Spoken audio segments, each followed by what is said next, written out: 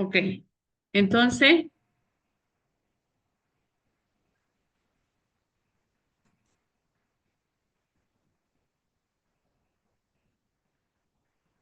estamos aquí. Entonces, cuando nosotros estamos hablando de las pruebas, depende de donde trabajen, ¿no? Por ejemplo, si es pues una clínica Las Américas con seguridad que van a tener todas, pero tiene un costo. Si es un Rottweiler o qué se llame ese hospital nuestro, también, ¿no? Pero si es una caja nacional, probablemente tenga todas por épocas, porque no siempre están los reactivos. Pero un laboratorio de segundo nivel o un laboratorio más sencillo no va a tener todas las pruebas y hay que definir entre las que uno tiene. Pero el médico corrobora su resultado, obviamente, pues con un electrocardiograma, una gasometría, un estado clínico del paciente, ¿ya? La CK entonces aumenta en el infarto, pero también lo hace cuando existe traumatismo de músculos estriados, donde se encuentra en una proporción mayor del 95%. Ocurren traumatismos, inyecciones intramusculares, intervenciones quirúrgicas, por lo que la CK perdió credibilidad específica para el infarto del miocardio, porque solita no la pueden utilizar. Ninguna enzima prácticamente se utiliza sola. Podemos hacer también electroforesis que se basan en la separación de las isoenzimas CK. También hay métodos inmunológicos que miden esta actividad enzimática empleando anticuerpos específicos monoclonales de la subunidad M y trae la consecuente medida enzimática también de la subunidad B, que vendría a ser la CKMB. Y los inmunoensayos, donde utilizamos anticuerpos específicos para la molécula intacta de MB. Sus valores de referencia de 0 hasta 25, pero en los infartos van a tener valores extremadamente altos, ¿ya? Acá tenemos un cuadro de cómo nacen las enzimas a la circulación. Por ejemplo, yo les puedo decir a ustedes que en un infarto agudo de miocardio reciente me grafiquen cómo son las enzimas que van naciendo. Fíjense, la mioglobina es una de las primeras, luego la CK, luego viene la CKM, la troponina, luego viene la LDH que continúa mucho tiempo. O sea, es cuestión de ubicarse en lo que dice la literatura y en cuánto salen a la circulación. ¿Ya? Acá también tenemos, por ejemplo, miren los picos que forman cuando hay el infarto, ¿no? Empieza, sube al pico más alto, baja, puede volver a subir. Esto es la vida de la enzima. Y tenemos esta, miren, que se prolonga y sigue alta por varios días y la troponina después empieza a descender. Entonces, en esto se basa la parte médica cuando nosotros hacemos los laboratorios. Ay, sin querer llegamos a hígado. Chicos, ¿terminamos de una vez hepáticas? Hola, Sí, doctora. Sí, doctora. porque quiero que se dediquen a estudiar, por favor. La enzima hepática, tenemos en el grupo de estas enzimas a la ALT, que es la compañera de la AST, conocida como transaminasa alanino, aminotransferasa, ALT, alanino, aminotransferasa, L-alanina, 2-oxoglutarato. No quiero que se aprendan todos estos nombres, para eso van a tener tiempo cuando sean profesionales. Simplemente cómo se dice a la ALT. Este es un método enzimático de medición V según Wroblewski. Es cuantitativo que partimos de los aminoácidos alanina y alfa-cetoglutarato para dar glutamato y piruvato. La reacción se lleva en presencia de una NAD reducida y con medio ácido y con un lactato de hidrogenasa para formar lactato y NAD, oxidado y reducido, perdón. Los valores de referencia también pueden ir de 0 hasta 40 y aquí se mantienen todas las enzimas, es el mismo valor para llevar al sistema internacional. La elevación se llama hiperalanino aminotransferasa, hiperalanino aminotransferasa. Se elevan el infarto, miocarditis, insuficiencias cardíacas terminales, carditis reumáticas, éxtasis hepático, ictericias del parénquima cuando da la hepatitis aguda, lesión superficial y difusa de hepatocitos o las hepatitis crónicas. Miren, tenemos también corazón y tenemos también hígado, pero esta ALT está más relacionada para la parte hepática. La otra enzima es la fosfatasa alcalina o FAL-C. Esta se localiza en la membrana de las células y está presente en varios tejidos, pero esta FAL del plasma comprende principalmente contribuciones de hígado, de hueso, de intestino durante el embarazo y en la placenta que se pueden encontrar. Este es un marcador óseo muy importante para los niños. Las fosfatasas transfieren un fosfato de un grupo a otro y forman un alcohol y un nuevo compuesto fosfato. Cuando el aceptor del fosfato es el agua, se forma el ortofosfato inorgánico. Requiere de iones magnesio y zinc para que sea estable la reacción y tenga una máxima actividad. Estos elementos o minerales ya los trae el reactivo agregado, pero va a ser inhibida por calcio y el fosfato inorgánico. Entonces, si vamos a hacer una fosfatasa alcalina y la muestra tiene demasiado fósforo del paciente o demasiado calcio, se va a producir una inhibición y no vamos a obtener un buen resultado. Por lo tanto, nos va a dar un resultado falso negativo, no falso positivo. Falso negativo. ¿Por qué? Porque hay una inhibición. Podemos estudiarlo a través del método Shinowara y colaboradores, que es un análisis de tipo espectrofotométrico que tiene dos puntos de reacciones. Utiliza un sustrato que se llama betaglicerofosfato. ¿De qué se encarga este betaglicerofosfato? Mide la liberación del fosfato inorgánico luego de 1 hora de incubación y se usa en todos los líquidos biológicos, pero este método que le estoy mostrando aquí, del de Shinowara, es colorimétrico, ¿ya? Porque también nos lo saben dar en laboratorio, pero también tenemos los métodos cinéticos para esta reacción. Los adultos tienen valores de referencia entre 68 y 160 unidades por litro y en los niños va de 100 a 250 unidades por litro. Fíjense, en los niños la concentración de la fosfatasa alcalina es más alta porque es un marcador óseo. En los niños que están en crecimiento, hasta la adolescencia, sus valores pueden ser elevados. Hasta los 18 años, ¿sí? Porque hay un proceso osteoblástico. Igual tenemos su factor de conversión que viene a ser el mismo. Pero esta actividad de la fosfatasa alcalina en el plasma aumenta cuando existe cualquier forma de obstrucción del tracto biliar, ya sea mecánico o ya sea patológico. En la obstrucción biliar puede ocurrir en cualquier lugar, si es una obstrucción biliar. Ocurre en cualquier lugar desde una zona alta, como los conductos biliares intrahepáticos, o los pequeños de la cirrosis, a una zona baja, como el conducto biliar común en los cálculos biliares. O sea, esta fosfatasa alcalina se va a elevar ya sea por una obstrucción biliar de la zona alta o la zona biliar de la zona baja, ¿ya? Esta fosfatasa alcalina es muy buena hacerla con la ALT y la gamma-glutamil. Los aumentos de la FAL en plasma no son específicos de una enfermedad hepática, porque pueden aumentar en el embarazo, en las fases de crecimiento óseo de la niñez y en la adolescencia, en las enfermedades óseas donde existe actividad osteoplástica aumentada. Se eleva en la enfermedad de Hodgkin, en el hiperparatiroidismo, raquitismo, neoplasias, carcinomas o cirrosis. Entonces, más fácil es que ustedes aprendan todos los problemas gástricos, obstructivos, todos los problemas, como dice aquí, de obstrucciones biliares, va a estar elevada, ¿ya?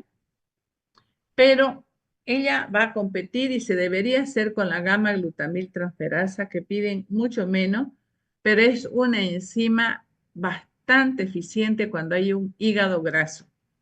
En el hígado graso yo creo que es la enzima que se va a encontrar siempre elevada y se dice que es de causa desconocida, pero su origen es el hígado graso. Es una enzima microsomal que regula el transporte de aminoácidos a través de la membrana celular y va catalizando transferencia de grupos glutamilo desde glutatión hasta formar aminoácidos libres. Sus principales órganos en que se encuentra son riñón, vesícula seminal, páncreas, hígado, vaso y cerebro. Miren ustedes, o sea, es hepática, pero también puede estar afectando en los riñones, en el semen, en el páncreas, en una pancreatitis. Se tiene que pedir la AST, la fosfatasa alcalina y la amilasa. ¿Por qué? Porque la zona donde se produce la afección gástrica es pequeña y las enzimas va a elevarse una y va a arrastrar por continuidad a las otras para que salgan a la circulación. Es útil en dos circunstancias muy particulares. Cuando el origen de la fal sérica elevada sea dudosa, cuando se dude que realmente está elevada, si se eleva junto con la gamma glutamil, sugiere que esta fosfatasa alcalina sí es de origen hepático. Como tiene tantos lugares de nacimiento, entonces, si se la hace esta y se la hace una gamma glutamil y también esta está elevada, entonces esta fal C es de origen hepático.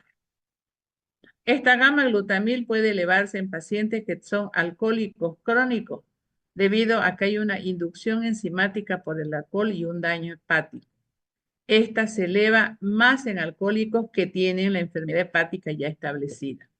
Entonces, en todos los alcohólicos anónimos, por ejemplo, se puede hacer una gamma glutamil y si está elevada es porque hay inducción del alcohol. Para su estudio, los diferentes métodos emplean sustratos que nos permiten medir directamente la reacción sin desproteinización ni tratamiento clínico. Aquí tenemos el método de Sachs, que es análisis cuantitativo cinético, que consiste en que la gamma L-glutamil 4-nitroanilida se va a transformar en 2-nitroanilida que se lea a una longitud de onda de 405 nanómetros. Lo mismo que las otras enzimas se hace en 2 minutos, pero hay que hacer paciente por paciente. Sus valores de referencia en los hombres de 4 a 28 y en las mujeres de 4 a 18 unidades por litro. O sea, en los hombres es más alto, ¿no? Cuando se eleva en la hepatitis, ya sea viral, aguda, alcohólica, ya sea crónica, en las obstrucciones biliares, colectasis, pancreatitis, metástasis hepática, cirrosis hepático, hígado graso y neoplasias, y la obstrucción extrahepática con ictericia. Con seguridad en una cirrosis hepática, un hígado graso, esta gamma glutamil va a estar extremadamente elevada.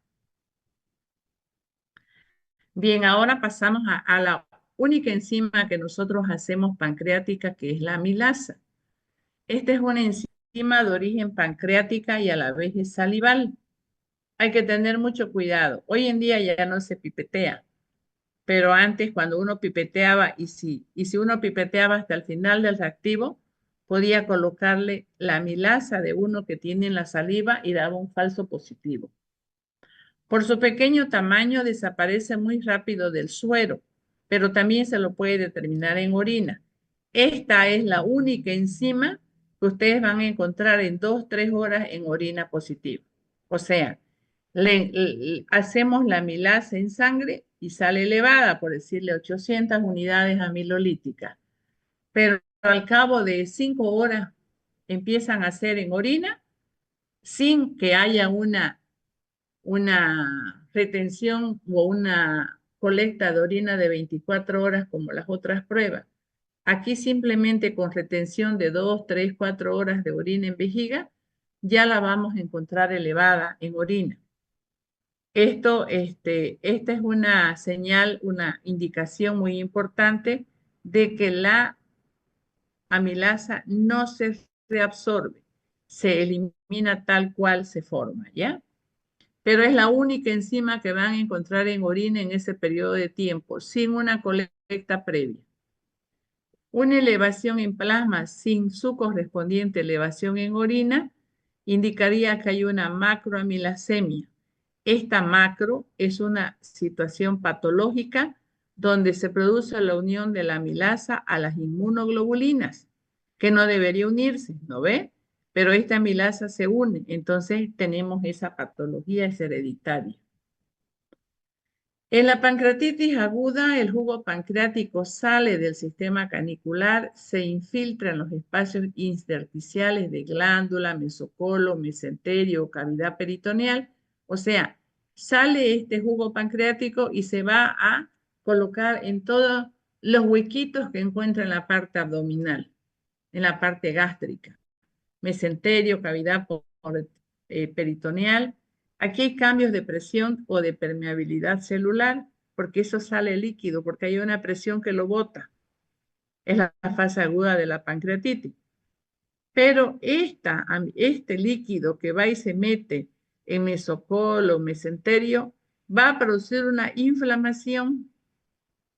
Este líquido pancreático produce una inflamación, de ahí que el dolor es demasiado intenso, dolor de cinturón se dice, porque está en todo el contorno abdominal y la parte de la espalda.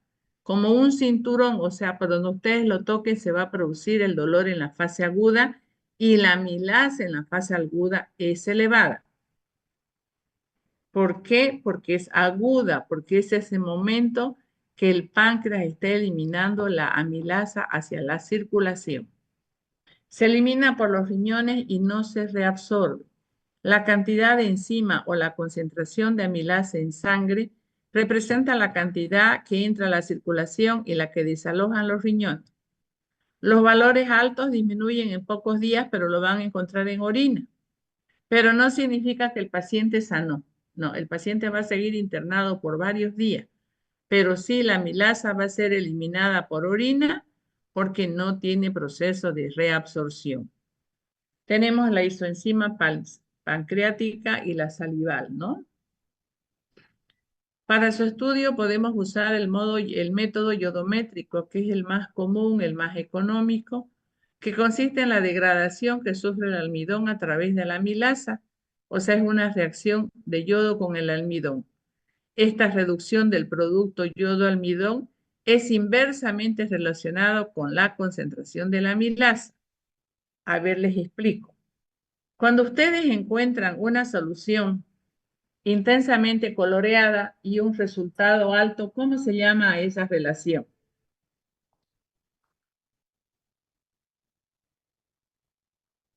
Vuelvo a repetir. Si yo encuentro una glucosa alta, ¿el color debe ser intenso o débil de la reacción? Intenso. Intenso. ¿Eso qué quiere decir? ¿Qué tipo de reacción es? Directamente proporcional. Colorimétrica. Colorimétrica directamente proporcional a su concentración. Ahí está la importancia de ver el color y relacionar con la absorbancia, ¿no ve? Esta reacción de la amilasa es inversamente proporcional. ¿Qué quiere decir? ¿Quién me lo puede explicar? Al ser inversamente proporcional. Si, por ejemplo, si fuera la glucosa, si saliera fuerte el color, sería baja la glucosa, si fuera inversamente proporcional. Ya, pero en la amilasa, Mientras más coloreado esté, menos concentración de amilasa va a tener. exacto, porque la concentración de amilasa ha sido degradada por el yodo, ¿no ve?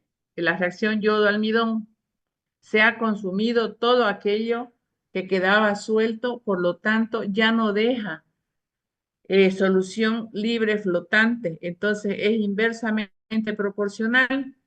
Cambio de color fuerte, el color es fuerte, el verde pacay, pero su absorbancia es, el verde pacay es el color del patrón, ¿ya? Pero cuando vira al amarillo caoba intenso, ahí no debería ser absorbancia alta, sino la absorbancia más baja.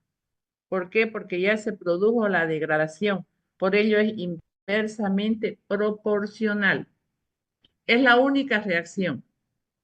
Si yo encuentro una pancreatitis aguda, voy a obtener un resultado de 900 unidades amilolíticas.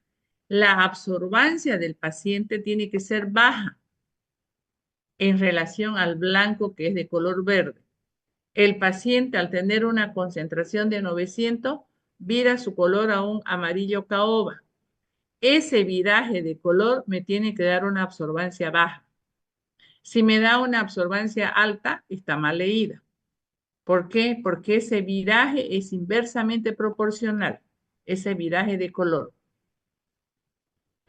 Ahorita vamos a hacer un ejercicio, ¿ya? Su valores de referencia es normal, menor de 120 unidades amilolíticas y en orina pueden encontrar hasta 260 por hora. En la pancreatitis aguda puede llegar hasta 12.000 dependiendo del método y en la orina la pueden encontrar hasta 9.000. En la crónica ya no, porque la pancreatitis crónica, ¿qué significa cronicidad? Destrucción del páncreas. Por lo tanto, no hay amilasa que se circule, porque el páncreas ya no la produce, porque el páncreas está necrosado. Por ello, las pancreatitis crónicas nos dan resultados más bajos o casi normales. ¿Ya? Y en la parotiditis, en las paperas, sí se puede subir 350, 400 unidades amilolíticas. Entonces, hay hiperamilasemia en los casos de pancreatitis aguda, afecciones crónicas del páncreas, ulcus duodenal perforado, o sea, duodeno perforado, colecistitis, traumatismos esplénicos y pancreáticos, parotiditis, afecciones tóxicas del páncreas o las inyecciones de morfina. Todo esto que está afectado el páncreas y la parte coledocoliciana, entonces nos va a dar una amilasa elevada. Pero una amilasa baja me va a dar en las diabetes pancreáticas, mongolismo, neumonía, anasarca o necrosis fulminante del páncreas que estamos aquí. Pero esto es cuando yo hablo de la amilasa. Por lo tanto, la amilasa en la pancreatitis crónica me va a dar valores normales o ligeramente elevados. En cambio, la aguda me va a dar valores muy elevados. ¿Está claro eso? Sí, doctora. Sí, doctor. En la amilasa. Pero en la lipasa, cuando hacemos la lipasa acilhidrolasa, esa me va a dar en la crónica, me va a dar alta también. Entonces, la única excepción es la amilasa, ¿ya? Este método de la lipasa es muy útil para determinar las pancreatitis. Las lipasas son enzimas que hidrolizan triglicéridos o los triacilgliceroles que contienen ácidos grasos de cadena larga. Actúan sobre la unión éster entre el glicerol y los ácidos grasos, liberando dos moléculas de ácido graso y una molécula de la beta monoglicerol. Esta reacción que se produce en ella tiene la reacción de titulación. Estos ácidos grasos que se liberan en la reacción los tratamos con hidróxido de sodio hasta producir una neutralización y utilizamos un indicador como la fenolftaleína.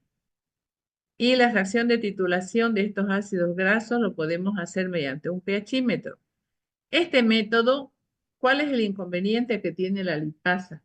Que es un método turbio, nos da cierto grado de turbidez, por lo tanto no se puede leer en un espectrofotómetro ni en un fotocolorímetro normal porque su reacción es densa y se debería leer en un instrumento que lea turbidez, como por ejemplo el turbidinómetro. Por lo tanto, la prueba que más se hace viene a ser la amilasa, ¿ya? Podemos utilizar métodos colorimétricos que se liberan reaccionando con el colorante y formando un colorante catiónico para dar un complejo de color azul. Estos ácidos grasos que se liberan reaccionan con el cobre y dan un color azul brillante. Y los ácidos grasos liberados cambian el color del indicador rojo de metilo porque modifican un pH. Pero es el mismo problema que tenemos, ¿sí? La complejidad en el tipo, en el aspecto, no nos va a permitir una buena lectura. En el suero hasta 200 unidades por litro, eso es el resultado. Y tenemos hiperlipasemia y aquí fíjense, hiperlipasemia, pancreatitis aguda y las crónicas. O sea, esta es la ventaja de la lipasa, que nos da en la aguda y en la crónica y en el cáncer de cabeza de páncreas también nos va a dar alta. Afecciones hepáticas, cirrosis, ULC, igualito que el anterior, pero la diferencia es la crónica, que aquí la detecta, la amilasa no la detecta. Y la hipo la vamos a tener en embarazo, tuberculosis o diabetes sacarina. Bien, fíjense que la parte de encima no es nada del otro mundo, ¿sí? Ahora, yo quiero explicarles un poquito y si no nos da tiempo por si se termina el Zoom, lo tendríamos que hacer en clase. No quiero que se comprometan, por favor, con el otro viernes, porque si es posible, nosotros vamos a poder hacer una práctica de recuperación o cálculos para que ustedes puedan mejor comprender la materia, ¿ya? Voy a hacerles ahorita, vamos a hacer lo que podamos. Vamos a trabajar en un Word.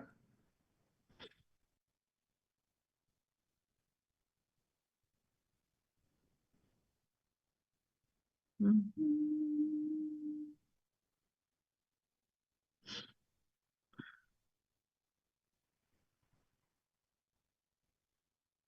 Ya, aquí por ejemplo, vamos a hablar de la pancreatitis aguda. Para hacer una reacción de amilasa, nosotros vamos a utilizar un blanco y vamos a utilizar un paciente. Aquí no utilizamos factor. Y, por ejemplo, vamos a suponer, fíjense, que la absorbancia del blanco es un blanco de un color intenso. Me va a dar 0,410. Pero el paciente, si es una pancreatitis aguda, de repente aquí me va a dar un 0, un 0,104, digamos, o 102. Fíjense la diferencia de absorbancia. Este color blanco viene a ser una reacción de color verde Pacay, verde militar, verde oscuro. Y esta con una absorbancia baja ya me va a dar una reacción que es de color amarilla caoba. Caoba, intensa. Cuando hacemos nosotros el cálculo, vamos a hacer blanco o patrón que se llama también, menos la absorbancia del blanco, ¿no? Aquí. O si quieren, para que no se confundan, le ponemos control porque así viene. Control. La absorbancia del control menos la absorbancia del paciente lo vamos a dividir sobre la absorbancia del control. Si aplicamos la reacción sería, fíjense que el control es quien resta ahora, resta al paciente. Tendríamos 0,410 aquí en el cálculo. Amilasa entonces va a ser igual a 0,410 menos 0,102 dividido entre 0,410. ¿Quién me puede sacar ese cálculo? La reunión terminará en 10 minutos. Sale 0,75. Ok, ¿esto va a ser igual a cuánto, perdón? 0,75. 0,75. Vamos a multiplicar por 800. ¿Cuánto le da? 800 es una constante que se usa. 600. 600 unidades amilolíticas por decilitro. Miren, este valor de 600 corresponde a una pancreatitis aguda. es un color amarillo fuerte. No es amarillo de ictericia, es el amarillo ocre. Entonces, ¿qué viene a ser una pancreatitis aguda? Si nosotros hacemos una pancreatitis crónica, por ejemplo, tendríamos el paciente, no, el control, por ejemplo, tuviese una absorbancia igual es alta, 0,390, digamos, ¿ya? Y el paciente tuviese una absorbancia aguda, ¿no? Crónica no va a tener tanta alteración. Tiene que estar similar al control, digamos 0,315. 0,315. ¿Quién me ayuda con los cálculos? Sería 0,390 menos 0,315, ¿no? Dividido entre 0,390. 0,0 dice ahí. 0,390. ¿Cuánto le da eso? 0,19. 0,19. Ese multiplíquelo ahora por el factor de 800. 152. Ahí está, miren, 152 unidades amilolíticas decilitro. ¿Ven? Y los valores de la amilasa es hasta 200. Puede dar, o sea, aquí hasta un poquito baja, ¿no? Más tira a ser una normal, pero las pancreatitis, las crónicas, nunca van a dar 600, 800, 900, imposible. Siempre van a dar valores más bajos. ¿Por qué? El paciente es inversamente proporcional, miren aquí. Inversamente proporcional es su absorbancia a su cambio de color. Quiere decir que aquí ya no hay sustrato, ya no hay amilasa que transformar. Ya se transformó toda. Y este verde pacay tiene harta amilasa todavía. Y este es el resultado de lo consumible, de aquello que se modificó. ¿Lo comprenden eso, chicos? Sí, doctora. Sí, doctora. Entonces, Doctora. una pancreatitis aguda siempre me va a dar valores elevados. Una pancreatitis crónica no, me va a dar 200, 300 y una normal pues me va a dar hasta 200. ¿Está claro? Ahora, cuando hay una pancreatitis, no es que solamente van a ser amilasa. Van a ser amilasa, pueden hacer fosfatasa alcalina, van a ser ALT, van a ser AST y también probablemente le pidan una gamma y van a pedir una glucosa, por ejemplo. Porque las pancreatitis, no se olviden que el páncreas libera la insulina y está afectado el páncreas. Entonces tiende a dar una hiperglicemia. Y como es un paciente crítico que pasa mal, puede estar en terapia o en cuidados intermedios, le van a pedir electrolitos y si el paciente se complica, le van a pedir gases sanguíneos porque si se eleva la glucosa, va a ser una acidosis metabólica. Y como es un paciente que también hay que ver la depuración renal, le van a pedir una creatinina. Pasados los días, le van a pedir cómo está el calcio, porque el calcio también juega un papel importante aquí. ¿Está claro? Sí, doctora. Bien. Entonces, esto es lo que nosotros tenemos. Voy a dejar de compartir primero. Esto es lo que nosotros tenemos. Va, ya dejé pues de compartir, ¿no ves? Esto es lo que nosotros tenemos. Ahora les voy a tomar una foto de su asistencia, ¿ya?